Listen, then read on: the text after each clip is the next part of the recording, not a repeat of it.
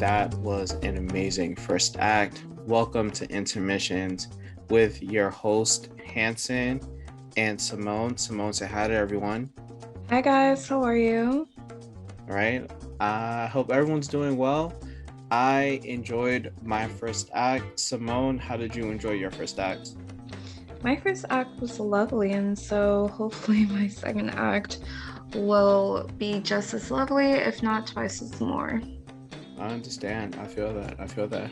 Okay, guys, I know the first act ran really long, but we are here to give you this lovely intermission. This intermission will be a little bit more extended because we got a lot to talk about in a short amount of time. So, as you guys know, we have been covering High School Musical, the series, season 2, and we have a lot to catch up on in this show. So let's begin. Career Day. Now, this episode, I really think kind of touched a lot on a bunch of different people, and we're really starting to see the development of a lot of these characters as individuals, especially for one, Ashlyn and Big Red, because I think what's really interesting is that Big Red kind of just enjoys being in the service industry, and Ashlyn was just like, well, you really don't have to be here, right? You could really do anything you want. And Big Red was just like, but I like it. I like being here. I like helping people. And so I really think Disney is starting to show that happiness comes from what you want to do. What are your thoughts? In terms of Ashlyn and Big Red, I see myself in Ashlyn where when you're dating somebody, you definitely can see the you could see your partner, your boyfriend, your girlfriend at a level where they might not see it yet, and you try to not push, but just say, hey, I know you like doing this, but I feel like you could be so much better in a different industry and in a different network. And so Ashlyn truly was just trying to help. But like you said, Big Red is pretty happy where he is now, but I definitely understand and I see Ashlyn's point of view. And I don't know. We'll see what happens. I thought the vision board was really cute for her to do for him, though he should have done it himself. I also don't think that Big Red understands where Ashlyn is coming from either. Yeah, no, I understand that. Because I also feel like the Big Red is still thinking about what happened while they was all at North High. And then when he saw, I think it was like a French thing on the vision board that kind of rubbed him the wrong way. Mm, So he was just like, you know what? I'm really good where I am. He's like, I kind of excel at this and I want to continue like excelling at this. And he was like, I don't think there's anything wrong with that. And Ashlyn was just like, there is nothing wrong, but you can do more, which is what you were talking about. Like, I'm happy that Disney, for like this new generation, is really trying to tackle hard, or people coming out into being themselves in such a kind of lighthearted show, mm. you know. Another couple that was going through career day was, well, not really a couple, but EJ and Gina, which really was hoping they would just remain friends. But Gina really touched on EJ's privilege and how much privilege EJ has. And I feel bad for him. I really did when it was career day and his father came and his father was like, oh, I put in a good word for you. Like, no, EJ was finally coming to terms and I don't know. Yeah, that was really kind of kind of heartbreaking. In a sense, I think for EJ, it was kind of heartbreaking because I think he really did accept the fact that he wasn't going to Duke. And then for his father to come and just be like, oh, don't worry about it. Like, you're going to Duke. And he's just like, but I don't want to go to Duke. He's just like, this is not really like, I've accepted the fact that I'm not going to Duke. And now you just dump this on me. And Gina, being one of the best girls in the show right now, is just like, look, bro, if you don't want to go, then you need to really look yourself in the mirror and come to terms with the fact that you don't want to go to Duke, and you have to man up and go tell your father. I feel like Gina's a really nice counterbalance to EJ, and it just really helped them both. Because real talk, he came over to talk to Ashlyn because Ashlyn is someone that has known him since like birth. So Ashlyn knows the real EJ. So for Gina to actually be able to give him sound advice is really showing how much walls EJ has really like taken down Mhm. in front of Gina, and the fact that he actually listened to her. I was like, oh, okay, EJ. I was really proud of EJ at the end of that episode where was it the end of that episode? Yes, it was the end of that Yes. episode where he really confronted his dad, and that I think that is probably the hardest part, right? Where you have to go and talk to your parents about college. I mean, like we've done it, we've all been through it. It's a hard conversation to have, especially when it's a family alma mater and you're not going there, right? How do you really navigate that conversation? So hopefully we get an update with that. I would love to see how that conversation went between EJ and his father. That I would sparked my too. interest.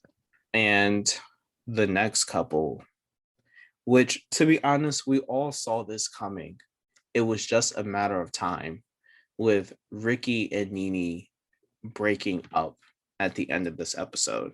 Like, from Ricky deleting that post on her page about the person wanted to collab with her, and he and Ricky feeling that he has literally no control over anything in his life, and Nene just wanting to be like, I want to explore this. Why can't you just be supportive? Like, it's this all was just building up, and they're no longer an item. Granted, y'all, from the jump, I didn't like them being a couple. I felt like a breakup was going to come sooner rather than later. I didn't like the way on how they broke up, but though I understand the the reason and them both needing to go their own way. I don't know. I like them together. I just think that they both need to grow. Like Ricky needs to grow, Nene needs to grow, or should we say Nina? That's how You she's going know, by now. They both need to grow separately before coming back together. And it was heartbreaking to watch, like they're each other's, I think they're, their first loves. And it was hard to watch, but it was well needed because Ricky was just in a bad place and he didn't know how to really like navigate that yet. yeah, just them like, I hate to say that I wasn't rooting for them because I really wasn't rooting for them, but growth, character growth is going to come from both of them actually being not together, right? Mm-mm. And I'm excited to see how they both grow not being together, and if their growth can lead them back to being together. And I think after their growth, I'll consider if I like them being together, right, or not. But right now, I'm just really happy that they're not together. That sounds kind of harsh, but it is what it is. Well, if they're renewed for a third season, which I'm pretty sure they will be, they will probably get back together in that third season. I don't see them getting back together within the rest of season two. Yeah, neither do I. Yeah. And then the last couple we will be talking about for the career day episode is Howie and Courtney. Truthfully, guys, I told you already, Courtney and Howie was not going to last. And Howie singing at the end, I didn't care for it. Wow. Really, I didn't care. I mean, Courtney stood her ground when it came to him, and Howie was like, basically like, baby, I love you. I know like looks could be deceiving, but you know who I am. Like I'm not just a North High theater kid. Whatever. Man, I like Courtney and Howie. I really do. I mean, I don't want to say that they're the token black couple on the show. I'm not. I really don't want to say that, but I really do think that if the show decides to explore their relationship, I think we could get really something good out of this, right? Well, Like, I mean, what? they are the token black couple, but whatever. Continue. Like, I really want Disney to actually really commit to their relationship. Again, y'all, I am here for the year of Courtney. So anything Courtney wants to do, I will support her. But how we saw, he's just like, let me show you who I am, right? It low key reminded me of Nick Jonas singing in Camp Rock 2 to the girl from the other camp, just him like, this is who I am. Do you like it? That's what Howie Song reminded me of. I don't know if anyone else felt that way or if people remember Camp Rock 2. It's one of the dark childs of the decom. Well, no, it's not that it's a dark. It's just that half of it is cringeworthy. Mm. Yeah.